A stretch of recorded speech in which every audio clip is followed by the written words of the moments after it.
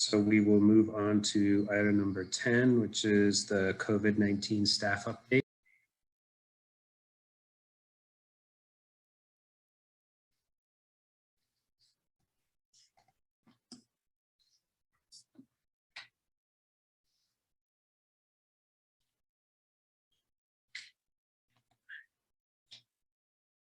Dr. Richardson will not be joining us today.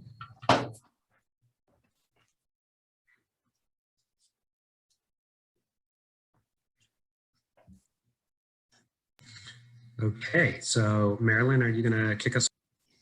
I will. Thank you very much, Marilyn Mann, Health and Human Services. It's a beautiful day outside, so I'll try to get this moving.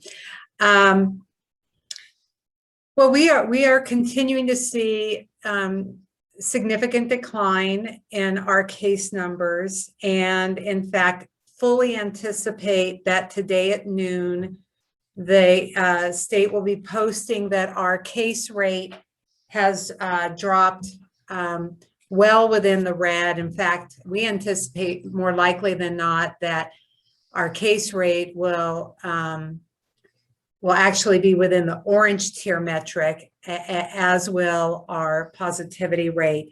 So we anticipate no challenge in having the state show us, list us as having met our first week of red metric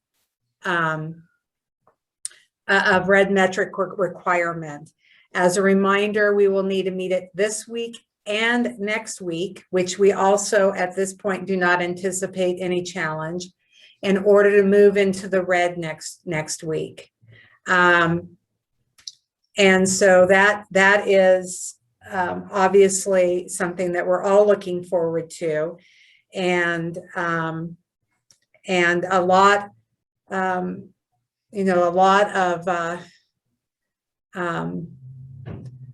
changes are also happening at the same time. So the state on Friday did announce some upcoming changes to the blueprint for a safer economy that are tied to meeting the 4 million the 4 million vaccination metric. And I'm just trying to find my chart here. So as of which, by the way, I believe we anticipate the state meeting that 4 million dose metric either today or sometime this week, but it could be as early as today. So effective April 15th, there will be changes to the various sector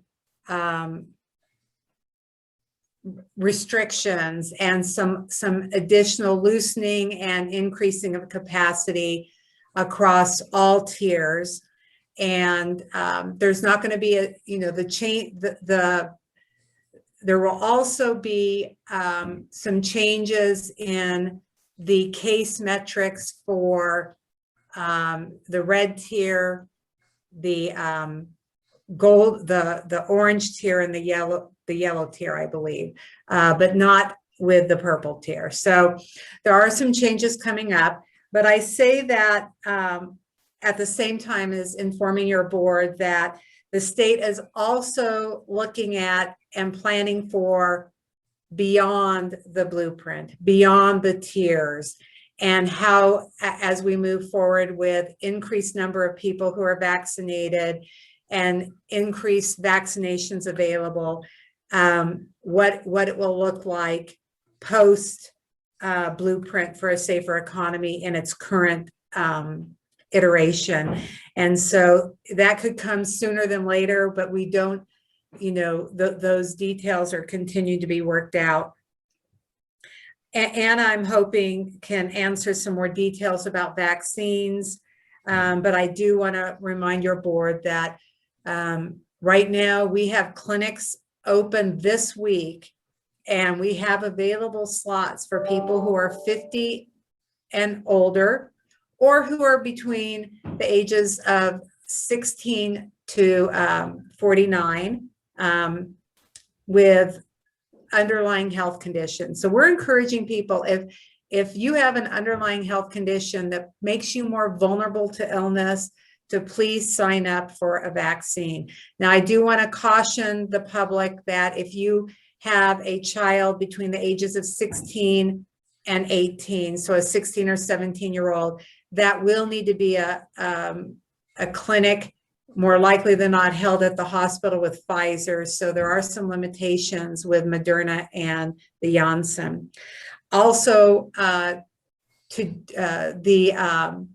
Dr. Richardson is not here today because he is with our public health team in Tacopa and Furnace Creek over the next couple of days doing vaccination clinics there. So we're excited to be able to bring vaccine to one of our more isolated areas of the county.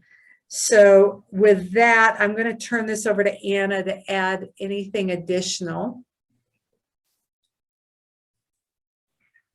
Thank you, Marilyn. And I do want to just reiterate one thing that Marilyn said. We do have quite a few slots still available for vaccine appointments, even this week. And so a couple of changes are happening. One, last week, the state went to eligibility of everyone 50 and over statewide. That was, that's great. We were ready for that as far as having vaccine appointments available.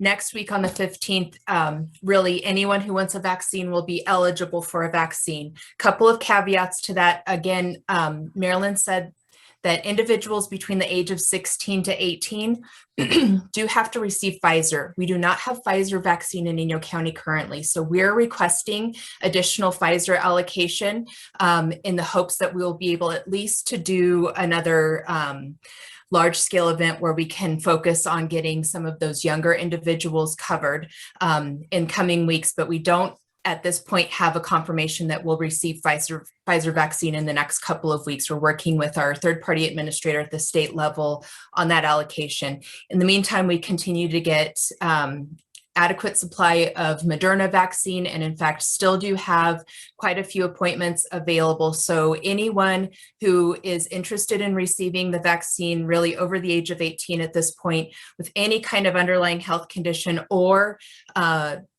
someone else in the household who's at higher risk and for some reason can't otherwise be vaccinated as well. We really are trying to be as liberal as possible in that definition at this point, not requiring documentation of the medical condition. So just really want to encourage people to go ahead and make appointments. You can do that by going to My Turn. Many of our vaccine appointments are showing up on My Turn at this point. Right now for Southern Inyo Hospital specifically, for individuals who are in the Lone Pine area or the southern part of the Owens Valley, please call the clinic to make an appointment and continue. We want to continue to get the word out that we're trying to get as many people as vaccinated as quickly as possible. We do anticipate for next week as we open up that we'll have another surge in interest as we make vaccine available to all. So we will be looking to potentially look to provide some additional mass vaccination clinics. So that is one thing that we are continuing to work on. As I said, getting Pfizer or other additional doses of the Janssen 1-dose vaccine and continuing to get Moderna. So we'll continue to keep you and the public updated as we receive more allocation. We are expecting vaccine availability to significantly increase over the next few weeks and be able to make plans to distribute to a wider berth of our population. At this point, we've received over 11,000 doses total in Inyo County. We are estimating that about a third of our total population has been fully vaccinated. When we look at adults only, because primarily we're focused on adults being vaccinated at this point, we're close to 40%. So we're doing really well in getting vaccine out, quite a bit of interest in receiving vaccine. So continuing our efforts very much in Inyo County to get to a level of community immunity, so that as Marilyn said, we can continue to move away from the restrictions that we've been under in the blueprint for a safer economy, and continue as a state to move forward in recovering from this pandemic. Just want to check to see if there are other updates. I think Marilyn did a good job of giving a high-level overview of our blueprint changes, what we anticipate in making it a little bit easier once we hit that 400 vaccines delivered to our most vulnerable portions of the population within California, which we're expecting to hit that threshold this week. We do expect that we'll see that expansion in the tiers to allow counties to move quicker from red to orange to yellow. So that'll go into effect at that point. And then we'll continue to see, as of the 15th of April, expansions to the definitions or expansions to some different types of gatherings so that we can have more people involved. There are some requirements or some extra, I guess, incentive in that we can have larger gatherings with people who are fully vaccinated and or who've been tested in close proximity to that gathering. So the state is expected to put more guidance out around that and how that actually applies in the field, what our event coordinators will need to be looking for in verifying eligibility if we want to look at expanding the number or expanding the capacity for events going forward. Again, not only will we get a flat across the board increase in the number of people who could be at certain types of events starting next week, but also a little bit of an extra boost if we have more people vaccinated and are tested in advance of those events. So we'll expect to hear more of that over this next week as far as details of how to operationalize that. And I think the only thing I would want to add is that, again, we anticipate being able to meet the metric to move into red next week. And I just want to also remind the public that we will need to remain in the red category for 3 weeks at a minimum before we can move to orange. And in order to move to orange, we will need to be meeting the orange metrics for the last 2 weeks of that 3-week period. So based on the current blueprint, which again could be subject to revision and or change as we continue to move towards the day when we are post blueprint. What is that for moving into the orange? How many for Inyo County? How many cases a day? Well, once we meet that 4 million dose benchmark, and which should be shortly, it will move to go into the orange tier. Your case rate would be between 2 to 5.9 cases per day. Right now it's 1 to 3.9, but as of the 4 million dose mark, it will move to 2 to 5.9. So it makes it a little bit easier to move to that next. And those are the Inyo County numbers, or are those per 100,000? No, that's per 100,000. These are always going to be per 100,000, and then we, obviously do the division and the multiplication to determine what that means for Inyo County, which I obviously have not done yet. I'm sorry, I have. But Anna has. Struggle recalculating with these new numbers, and we'd be at about an average of 2.5 cases for a full week to about 5 cases per week. So the daily amount is less than 1 case. So in looking, it's, I think, more helpful to look at in the week, if we're between about 2.5 to 5 cases, that would be orange criteria. Now, one other thing that we haven't talked about a lot recently, because we've been in the purple tier for so long, there is the small county framework that provides a little bit of a buffer. So once we make it into the red tier, which means that we'd have to have it between about 4 to 10 cases per week. So the next step would be into the red tier. Then we're looking at a buffer at that point to so that we don't jump back and forth to as a few cases could do for a very small county. For our population, we would have an allowance of up to 35 cases in a week to be able to remain in that red tier without moving backwards. So that will help us. Remain stable in that red tier once we make those criteria as we work towards meeting the orange tier criteria.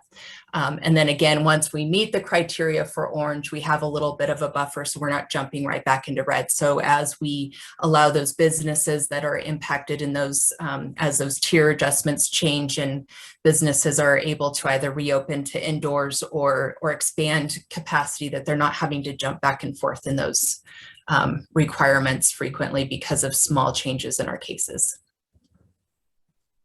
I did just get a text message that said that the governor is having a press conference in 3 minutes to announce that we have hit the 4 million benchmark and we'll be moving into the easier numbers. I am hopeful that, and there's also some suggestion that we will move statewide to a green, post blueprint environment June 15th. But we'll see what the governor announces for that. And I will be, I think there's multiple rural counties that are advocating for a relaxation of the 3-week wait to move to the next tier because it seems pretty excessive at this point.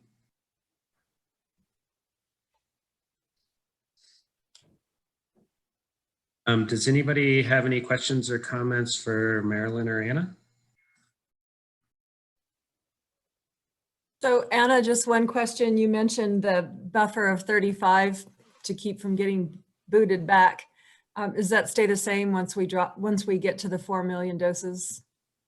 Yeah, no change has been discussed around that at this point. So the small county framework has not changed significantly. What has changed is that once we get to the yellow tier, which at this point in the current framework is the least restrictive tier, they do allow for very small counties to meet that metric at being 2 or fewer cases per 100,000 rather than 1 or fewer cases. So that I just want to make sure I read that correctly, because that's a new change and I've lost it now. That is correct.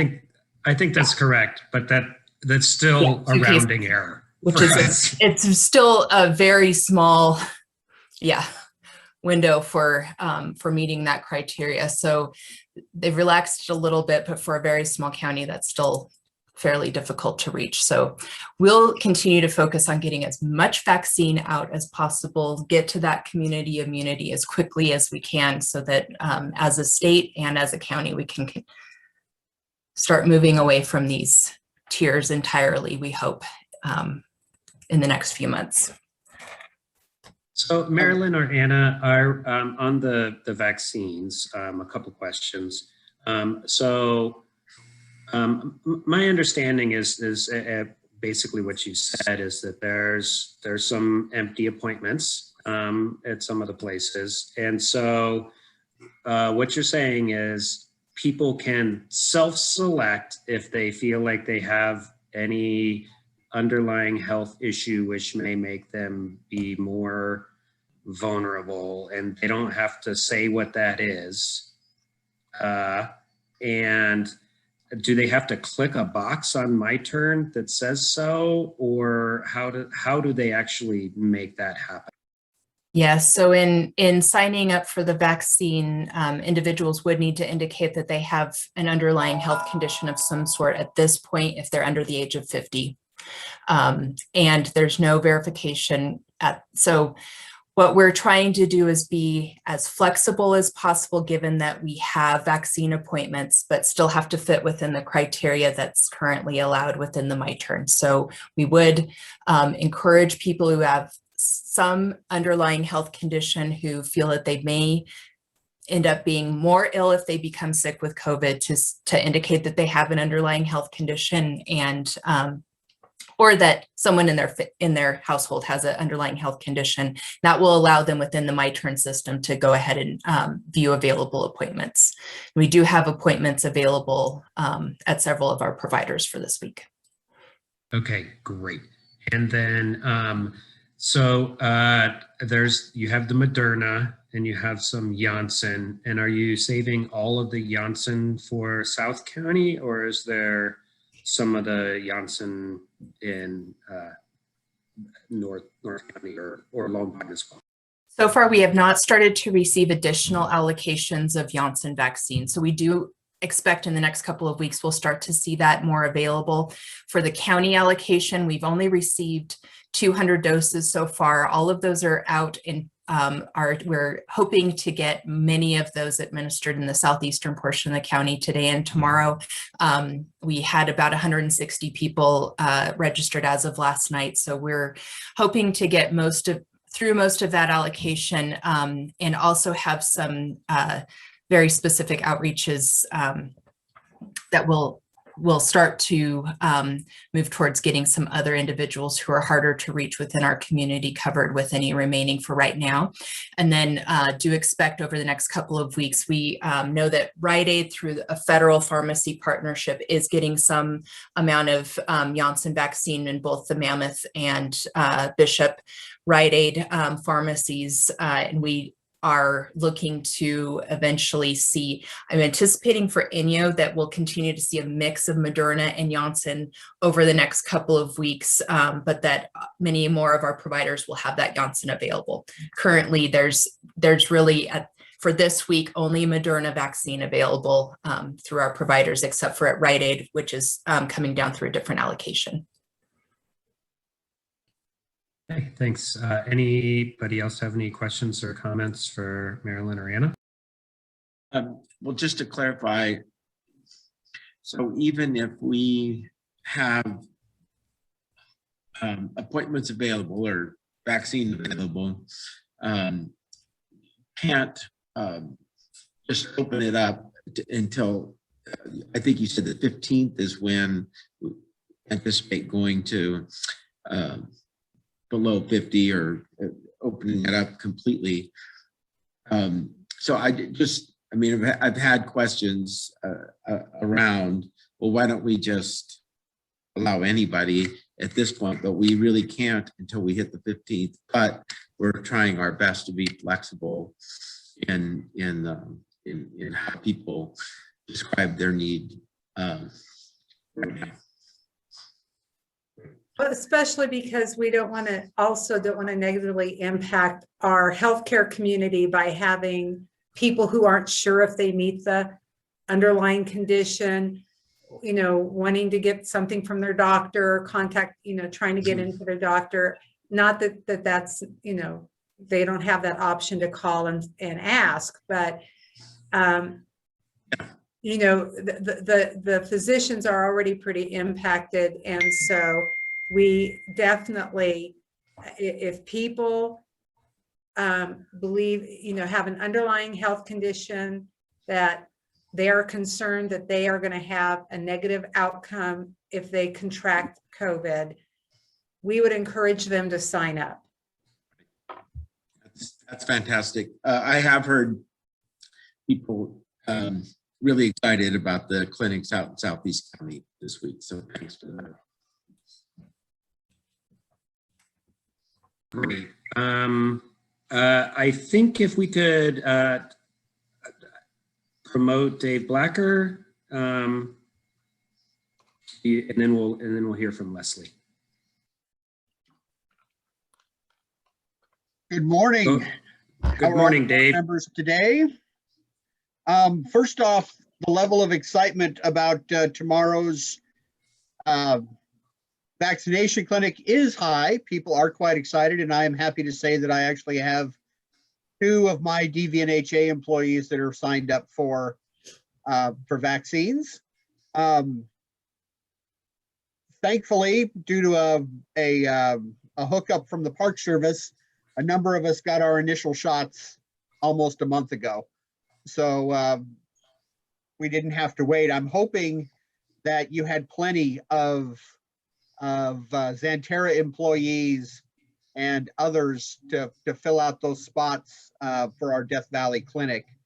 Has all of the appointments been set up at this point? Have we taken care of our full allotment? As of this morning, we did still have some slots available for the Furnace Creek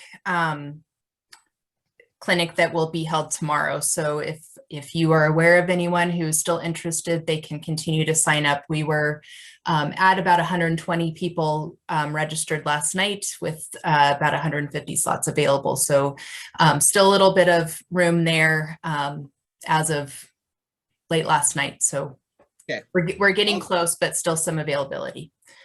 I'll be honest. I know there's confusion. There's confusion over if you're under the age of 50, being able to sign up or not sign up with a pre-existing condition, because nobody knows if they're pre-existing condition or what pre-existing conditions are covered. I know we're trying to be as liberal as possible, and we're giving a wink and a nudge to anybody who signs up, but that word's not getting out.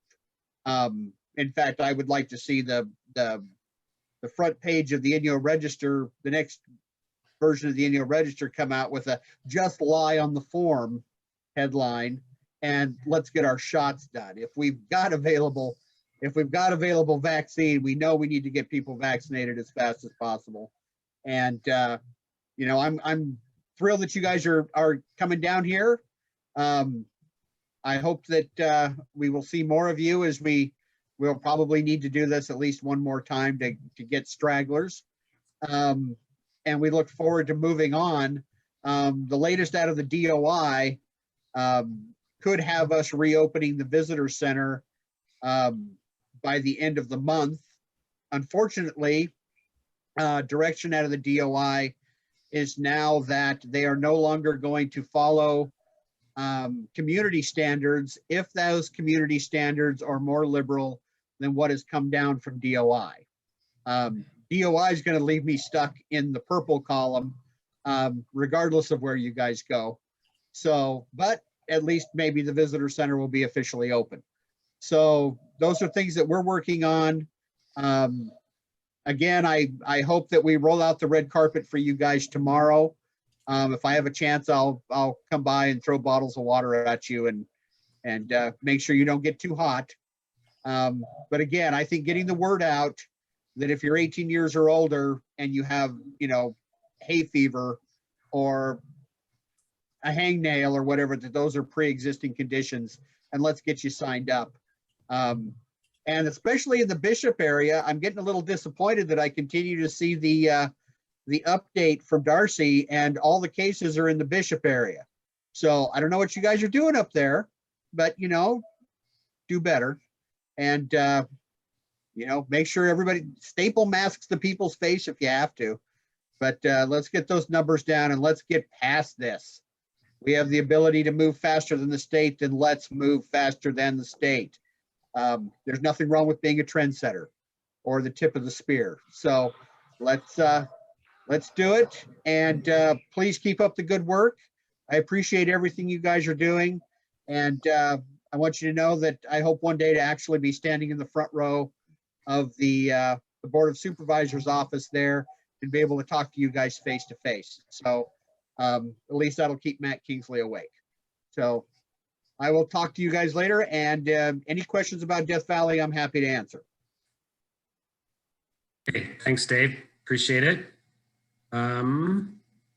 Let's see. Leslie, you want to go ahead? Good morning. Yes, just very quickly, I just wanted to let your board and the public know that we are done distributing the grants for the community resiliency grants. Between the 100,000 that your board appropriated and the $100,000 match from Metabolic Studios, we were able to do 25 grants, and which made a difference for some of them. It was great being able to do that second round. There was a couple agencies that were not able to qualify on the first round that had the time to gather together some more information and qualify on the second round. So I was very happy about that. And now we just need to do the final reporting and it'll be a wrap. So thank you for that appropriation. You did make a difference in the community. And that's all I have. Good job, Leslie. Good job, Leslie. I appreciate all your hard work on that. And it's one feel-good story in a, otherwise really difficult times. So appreciate all your hard work and the hard work of the community. And I think that's one of the most effective ways that we could help the community is to help these volunteer organizations. So does anybody have any questions for Leslie or anybody else before we wrap up the COVID update? Okay.